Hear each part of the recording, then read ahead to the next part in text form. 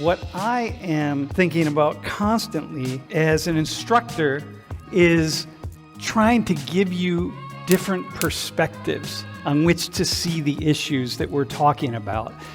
And in any one class, we only have 75 minutes. So we're limited in the number of perspectives that we can take. Any topic we talk about in this class, really, it could be, we could talk for an entire semester to cover the many, many different perspectives. There are thousands of books that have been written on this issue and thousands of articles. And scholars spend their entire lives thinking about this issue. And we're going to talk about it now in about 70 minutes. And it's highly politicized, and there's so many different ways to approach it that there's no way to be thoughtful, even-handed, and fair. The only thing that we can do is try to be a little more thoughtful and a little more even-handed and a little more fair to give you some different ways to see some things. I'm going to bring them out two at a time for the whole class, and we're just going to keep switching. So two of them will come out, and I'm going to talk about something. I'm going to have them go back out in the hallway, and then the two other people are going to come, and I'm going to talk about the same issue. So we're talking about immigration today. I've broken immigration up into 5 different subtopics, so to speak, okay? And I'm going to say something about each subtopic. And with the first group, each time they come out, I'm going to take the position that we really need to get immigration under control. Unfettered or uncontrolled immigration can undermine the social order. I'm going to take that basic position.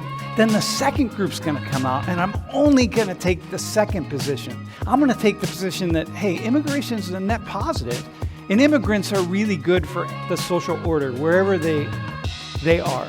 Okay? The thing about undocumented workers is they're really not taking jobs away from Americans who want the jobs. They're taking jobs that other Americans don't want. They're mostly in just very specific occupations. But in fact, one study looked at 465 civilian occupations, and 4 have majority immigrant workers. They're not just taking jobs, like specific jobs from specific areas of the economy that Americans don't want, but in fact, they're taking jobs from workers across the spectrum of the entire workforce, which means like the two of you, when you are out in the workforce, you're going to be competing with people who are in the country illegally without adequate residency paperwork and work permits and so on. And if people decide to hire them, they can underbid you. And so it makes me really wonder, is that a good idea for us as a society to have that? Is it a good idea for you as workers, or for me, or for anybody? And what we see happens is there's a wage depression. So that when somebody does not have papers or does not have the legal status as somebody else, the employer has power over them.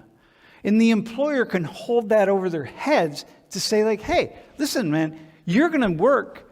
I'm going to offer you this much money. And you're going to take it or you're not going to take the job, because I'm going to find somebody else. Because if you don't take the job, Anaya will take it. Because Anaya's here, she's here illegally, and Anaya's here, she has a family, and she's got to make money and bring it in the household, and she has no other way to bring money in the household, and she's not going back home. So she's going to take that job, and I can hold it over her head, and she'll take it, and she'll do whatever she has to do, right? And that means the depression goes down, because you're going to underbid somebody else. And then that means the owners, right, the bosses are always going to be able to find immigrant workers or undocumented immigrant workers to work for less. And that means I don't have to pay fair wages to anybody else, because I can just find someone to do the job for less. So it undercuts unions, it undercuts workers' power, it undercuts all these things. So it's how is that a good idea? Right? How is that fair? I think there should be more reform of the companies that are hiring those workers, and maybe there should be programs created where those undocumented immigrants can get those work permits or be in the process of getting them, something like that, to mitigate that, because the whole thing itself, I don't feel could be solved with one solution. So there probably needs to be multiple programs in different areas of their life to help them become a fully integrated citizen. So we have some of those programs in place, but we're just overwhelmed. We've got like 11 million undocumented workers in the United States right now, 11 to 12 million. So it's like you can only do that so much. And let's say we put the program together and we legalize or we vet these 11 to 12 million workers, there's going to be 11 to 12 million more who come. And it's like, when do you stop? Like, so that's a problem. But yeah, okay, that's fair. But the question would be, where do you stop? I agree with the programs in place, but then also think about how there will be more people coming in and more people coming in. That's a lot of like wage gaps that is going to be even more of a gap. Yeah, It's a huge wage depression is what economists call it, right? It's a serious wage depression. You know, and the two of you will feel it if you are out in the world competing with people who are hungrier than you, and they're not protected by the law, so like the employers can exploit them. If you're competing for those same positions, like you're going to get hurt, and it's going to harm you, and you know you're going to feel the effects of that. And 11 to 12 million people is a lot of people, so it's a lot of depression that's happening. The responsibility should fall more on the companies then, and like there should be more of a push for like equal compensation for all workers, including the undocumented workers, because they're still going to come into the country regardless. So yeah, but undocumented workers aren't going to really come out of the woodwork, right? Because if you're undocumented, you don't want to raise your head up and be like, hey, I'm here, I'm undocumented. Like, I need fair wages. Like, I'm being treated in a terrible way. It's like, well, I can't take that risk, so I'm going to keep my head down, you know? And so it's like, yeah. And when the employers have all the power, like those of you who are Haliji in your countries, the Saudis, the Qataris, the Emiratis, the Kuwaitis, the Omanis, y'all like when the workers come in and you like take their passports, because they surrender their passports, whether they're coming from Nigeria or the Philippines or Nepal or whatever it is, and they surrender their passports, you have all the power. And like, man, I've seen this all throughout the Middle East. It's like, this is a problem. So it's like, that's the power we have. In this case, people don't even have passports. So yeah, it's a struggle. But it's bad for the citizens, the workers of a country whose wages are depressed, because the employers exploit these undocumented workers to ensure that wages stay down. That's a problem, man. People will go pick fruit or pick vegetables or whatever if you pay them enough. But when you're going to pay somebody from Mexico, you know, like 10 or 12 or 15 bucks an hour, well, I'm not going to do it for that. But if you pay me 30 or 35, a fair wage for that kind of work, I'll do it. You know what I mean? But but they won't do it because they'll just keep the wages down. Any other thing? Yep. You talk about power and how workers or like a boss has so much power over someone that is undocumented or is an immigrant, and they're going to pay them less. But it's like everyone's the same. Everyone's a person. Yeah. And like everyone should treat everyone the way they would want to be treated in a way that's a nice, golden rule thing. But I'm not sure the economy operates. It would be nice. Yeah, I like that.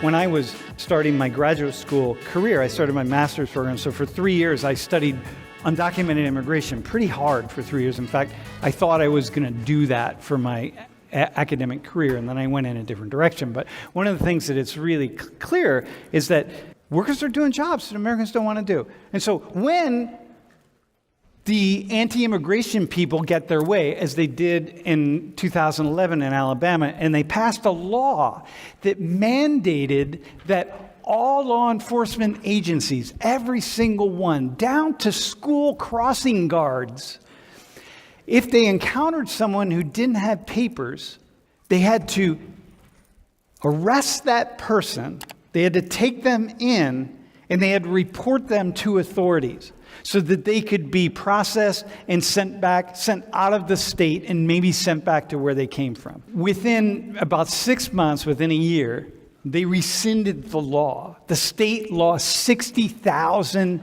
farm workers who all fled. They were poultry workers, they were working on fields, but just the poultry workers, they had 120,000 of them and 60,000 fled. It was just like one after another after another.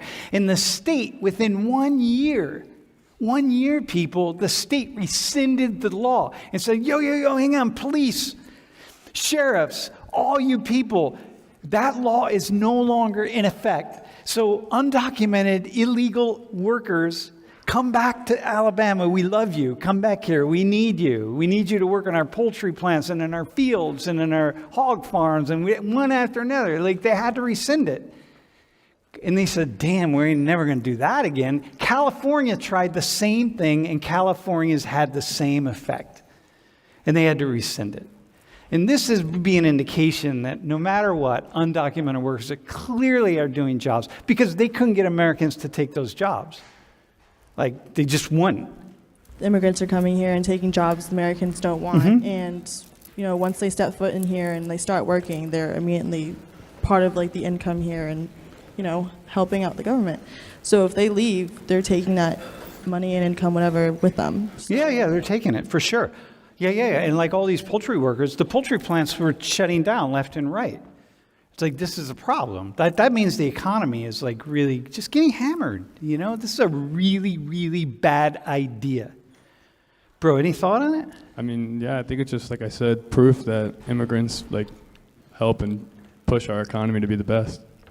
Push our economies in different ways, right? I mean, there are lots of different pieces of the economy, but it becomes a really, an essential piece. Thanks, Jesus, for this food and Jesus, right?